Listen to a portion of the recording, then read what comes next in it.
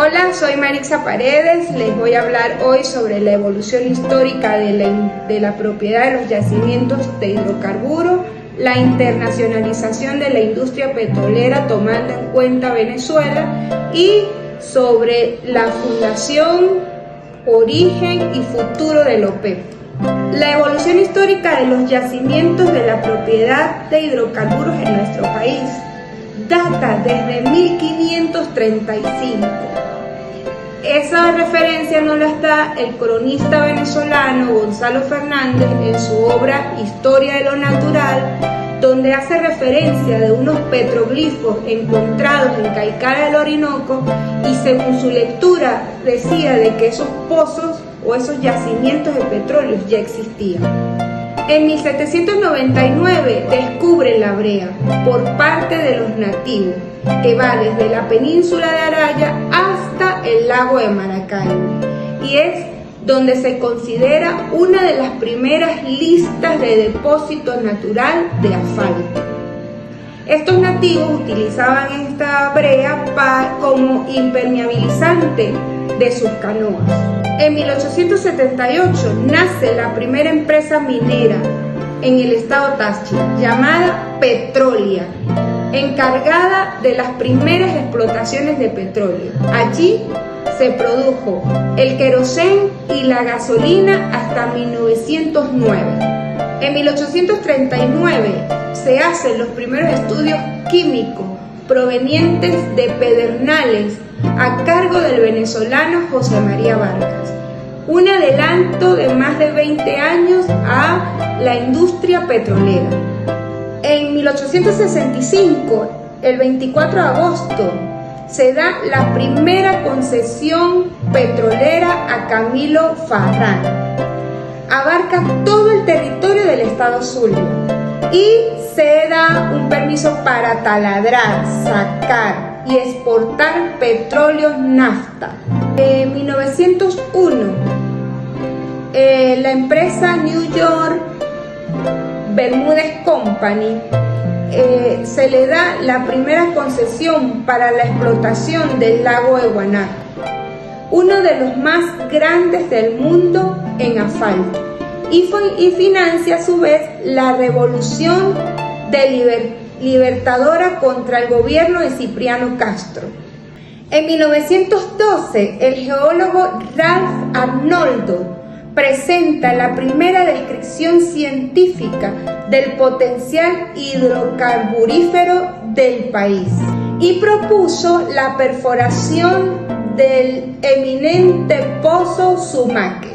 Y no es sino hasta 1914 cuando se le da acción a la perforación de ese pozo. En 1922 se da el reventón del pozo El Barroso en el campo de Santa Rosa, Cabimas, del estado Zulia, y se conoce a Venezuela como la potencia petrolera.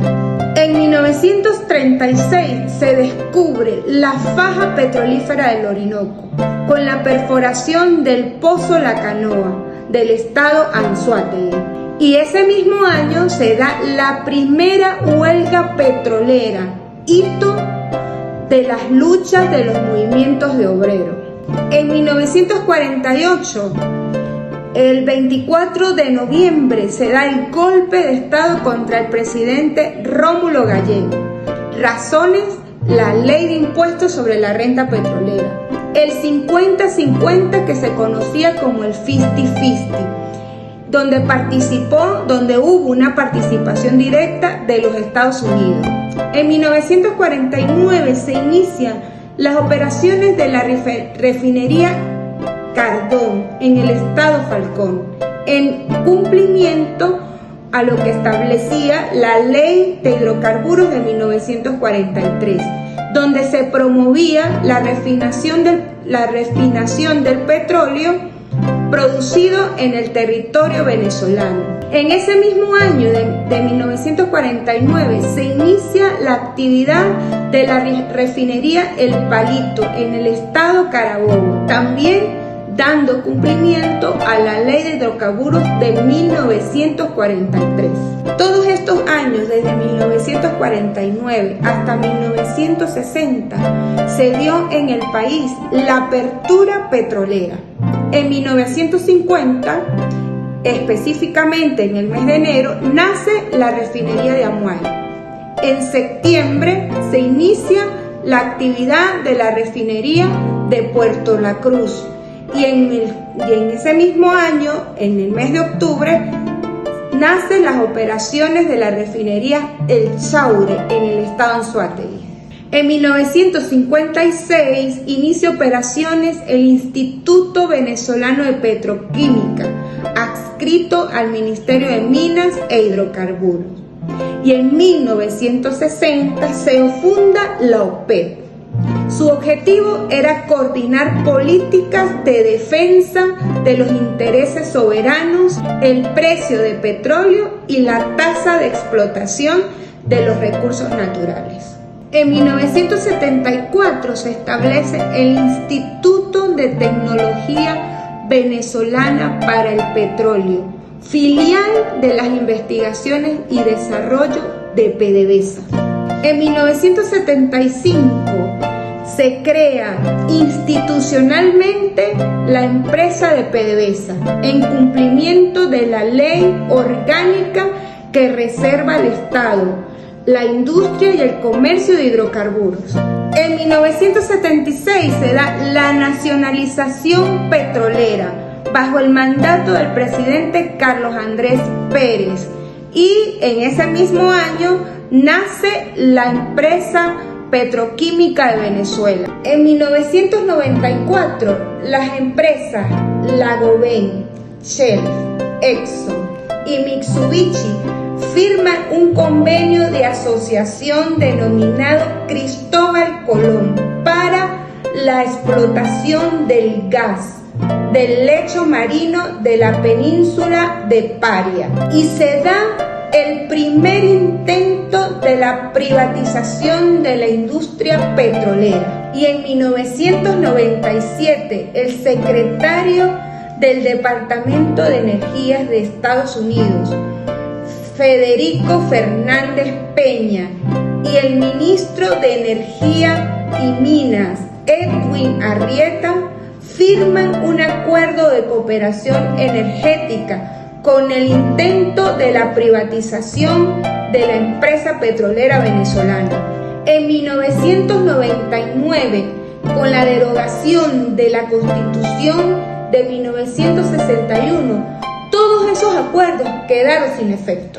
Y en el 2001, bajo el mandato del presidente Hugo Rafael Chávez Frías, se creó la Ley Orgánica de Hidrocarburos, definida como nacional, popular y revolucionaria.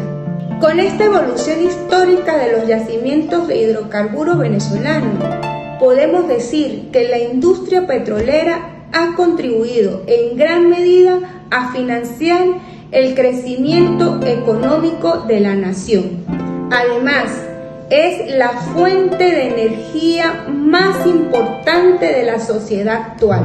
Sin embargo, en los últimos años, la industria se ha internacionalizado con el fin de crear otros mercados. Esto obedece a líneas de acción para diversificar las fuentes de ingresos, mejorando su posición a nivel internacional.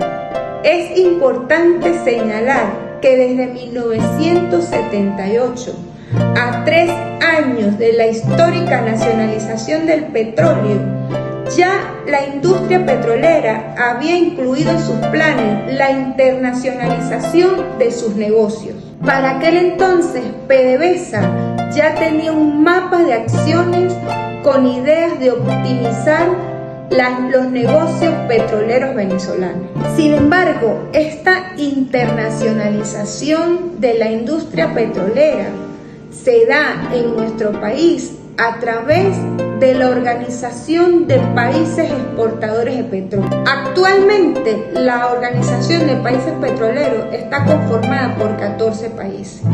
de los cuales 5 son miembros fundadores: Kuwait, Arabia Saudita, Irán, Irak y Venezuela. Esta organización de países petroleros tiene como objetivo unificar las políticas petroleras de los países miembros, con el fin de garantizar unos precios justos y estables para estos países. Sin embargo, este rol ha sido truncado por una serie de aspectos que han afectado tanto interno como externo a cada uno de estos países, entre ellos la guerra entre Irak y Kuwait, la guerra del Golfo y las sanciones. Con el nuevo milenio y hasta nuestros días, específicamente hasta el 25 de septiembre del 2000, donde el presidente Hugo Chávez Frías dio la bienvenida a todas las delegaciones del mundo en la segunda cumbre de jefes de Estado y de gobierno de la OPEP. El objetivo de esta cumbre fue restablecer el diálogo de los países miembros, recuperar la credibilidad de cada uno de ellos, específicamente Venezuela, fortalecimiento de la OPEP en defensa de los precios y recuperar el liderazgo de la organización.